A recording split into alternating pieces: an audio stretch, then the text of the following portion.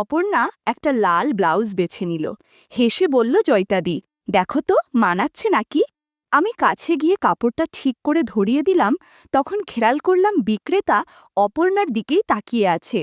আমি গলার স্বরে বললাম, এই যে কোথায় তাকাচ্ছেন? একবার জামাইবাবু আর একবার ওই লোকটা সেদিন যা করল তা কোনো দিন ভুলব না। আমি সুশান্ত। বর্তমানে আমায় ২৮ বছর বয়স। আমি কলিকাতায় একটা প্রাইভেট ফার্মে ভালো মাইনের চাকরি করি। ৩ বছর পূর্বে মৌমিতার সাথে আমার বিয়ে হয়েছিল। বর্তমানে মৌমিতার বয়স ২৪ বছর। সে গৃহবধূ। তার বাপের বাড়ি কৃষ্ণনগরে। মৌমিতারা ২ বোন। দিদি জয়িতা, ৩২ বছর বয়স। সে বর্ধমানের একটি স্কুলের শিক্ষিকা। সেখানেই একটা ফ্ল্যাটে থাকে এবং স্কুল ছুটির দিনগুলোয় বাড়ি আসে। বাবার মৃত্যুর পর জয়িতাদি মৌমিতাকে মানুষ করেছে এবং নিজে না বিয়ে করে ছোট বোনের দায়িত্ব নিয়ে আমার সাথে বিয়ে দিয়েছিল। মৌমিতা ও জয়িতাদি ২ বোনই খুব সুন্দরী। জয়িতাদিকে দেখে মনেই হয় না সে মৌমিতা এবং আমার চেয়ে বয়সে এত বড়। এখনও ২৫ বছরের মেয়ের মতো জয়িতাদি যৌবন ধরে রেখেছে।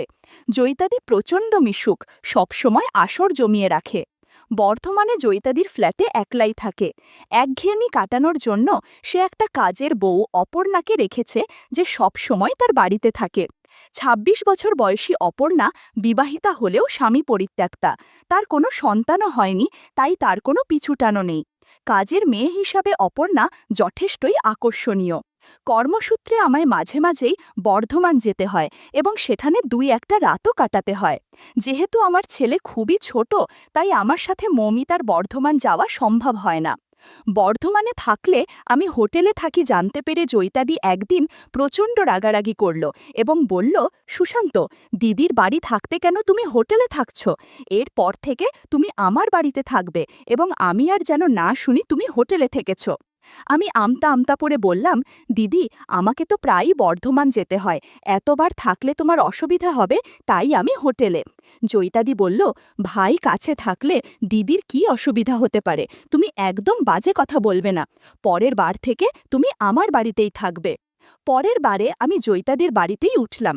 জয়িতাদি আমায় খুবই আদর আপ্যায়ন করল। এমনকি অপর্ণাও আমার আপ্যায়নে কোনো ত্রুচি রাখল না। ডিনারের পর অপর্ণা কফি তৈরি করল এবং আমরা ৩ জনেই কফি খেলাম।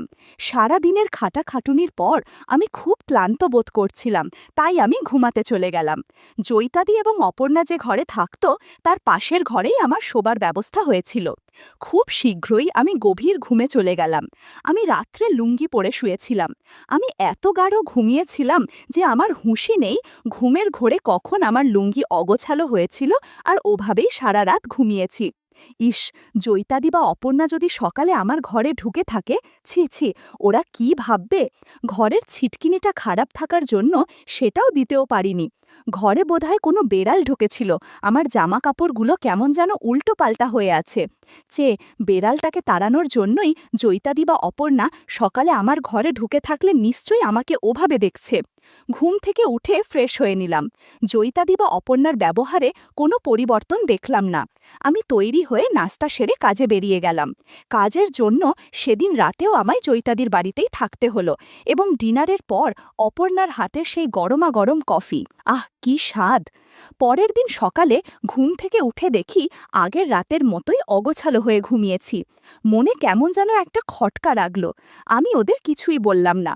পরের দিন রাতে আমি জয়িতাদি ও অপর্ণার দৃষ্টি বাঁচিয়ে কফিটা খেলাম না এবং পাশে রাখা ডেকচিতে ফেলে দিলাম। আমি একটু ঘুমাচ্ছন্ন হয়েছিলাম। মনে হয় তখন প্রায় রাত ১টা। আর তখনই আমার ঘরের দরজা খুলে জয়িতাদি এবং অপর্ণা আমার ঘরে ঢুকল। আমি চোখ বুঝে গভীর ঘুমের ভান করে পড়ে রইলাম।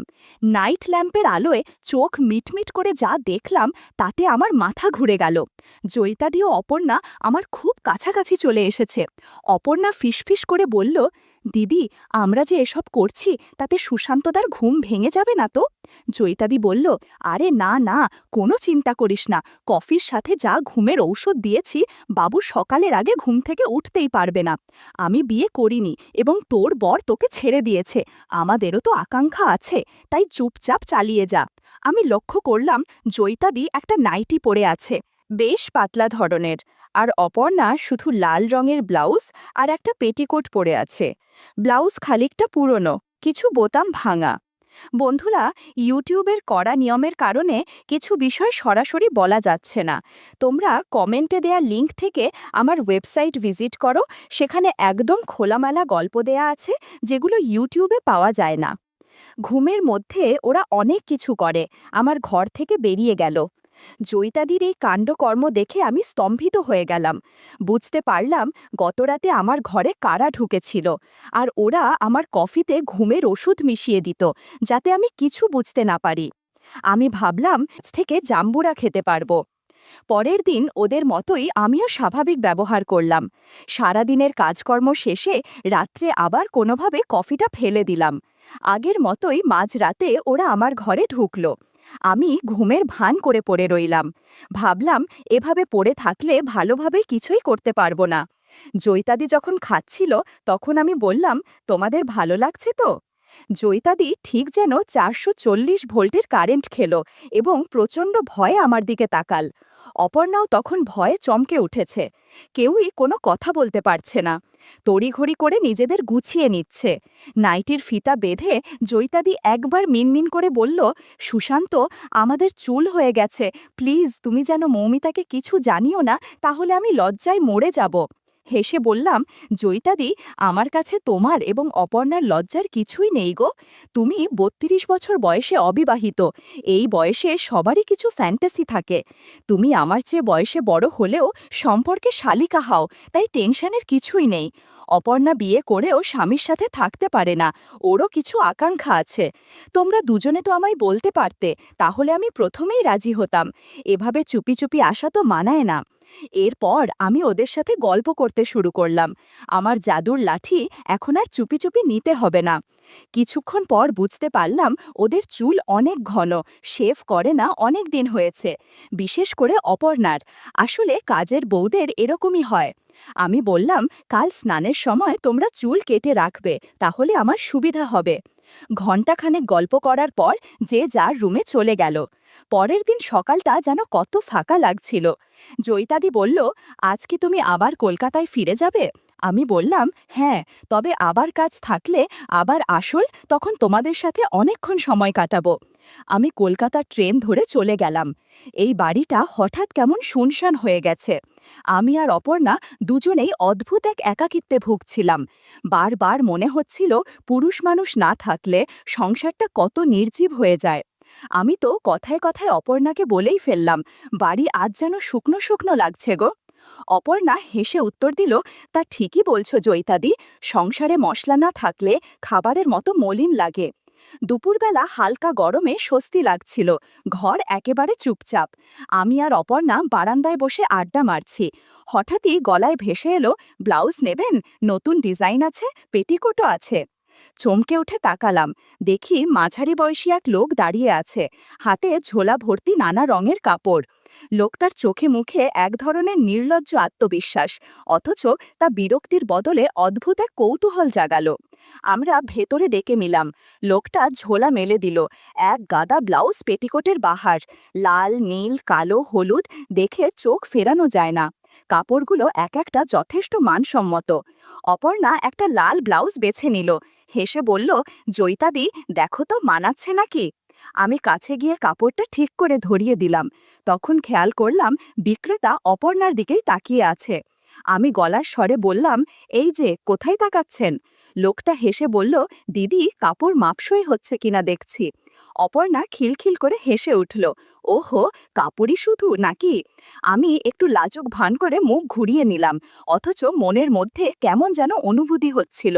বিক্রেতার দৃষ্টি, কথার ভঙ্গি, সবকিছুতেই যেন এক ধরনের টান আছে। এরপর আমি একটা কালো ব্লাউজ তুলে নিয়ে বললাম, আচ্ছা অপর্ণা, দেখো তো এই রংটা আমার সাথে যাবে নাকি? লোকটা একদম কাছে এসে বলল, আপনি যেটাই পরবেন সব মানিয়ে যাবে। আসলে আপনি তো অনেক সুন্দরী। আমি লজ্জায় হাসলাম। অপর্ণা পাশে বসে হেসে বলল, জয়িতাদি, শুনলে তো? তোমাকে সুন্দরী বলছে। একবার বললেই হলো, গলা কাঁপছে তোমার। আমি তাকে কটমট করে তাকালাম, কিন্তু হাসি চেপে রাখতে পারলাম না। বিক্রেতা তখন আরও সাহস পেল। কাপড়গুলো ধরিয়ে দিচ্ছে আর বারবার আমাদের দিকে তাকাচ্ছে। একটু পর বলল, আপনারা দুজন একসাথে থাকেন? আপনাদের স্বামী নেই? আমি বললাম না। কথাটা শুনে লোকটা মনে হলো সুযোগ পেল। কাপড় দেখানোর বানায় সে আমাদের সাথে ভালোই ভাব করে ফেলেছে। অপর্ণা আমাকে বলল, জয়তাদি, সুশান্ত চলে গেছে তো কি হয়েছে, উনি তো আছেন, চলো আমরা ওনাকে জাম্বুরা আর ডাব খেতে দেই। যেমন কথা তেমন কাজ। সেদিন আমি আর অপর্ণা দুজনেই বুঝেছিলাম শুধু কাপড় কেনা নয়, কিছু এক অন্যরকম টান জন্ম নিচ্ছে, যেটা আমাদের দুজনকেই ঘিরে ফেলেছে সেই অচেনা লোকটার দিকে। ঘণ্টাখানেক বেচাকেনা করে আমাদের ক্লান্ত লাগছিল, মনে হচ্ছে অনেক দিন পর একটু রিল্যাক্স হয়েছি। কিন্তু খেয়াল করলাম লোকটার মধ্যে কোনো ক্লান্ত নেই। খেটে খাওয়া দিনমজুররা একটু বেশি শক্তিশালী হয়, যা আজকে বুঝতে পেরেছি। লোকটার কাছ থেকে 4 জোড়া হরেক রকমের ব্লাউজ আর পেটিকোট নিয়ে বিদায় দিয়ে দিলাম। যাওয়ার আগে লোকটা বলে গেল, আমার লাগলে জানাবেন দিদি, আমি সব সময় তৈরি থাকব।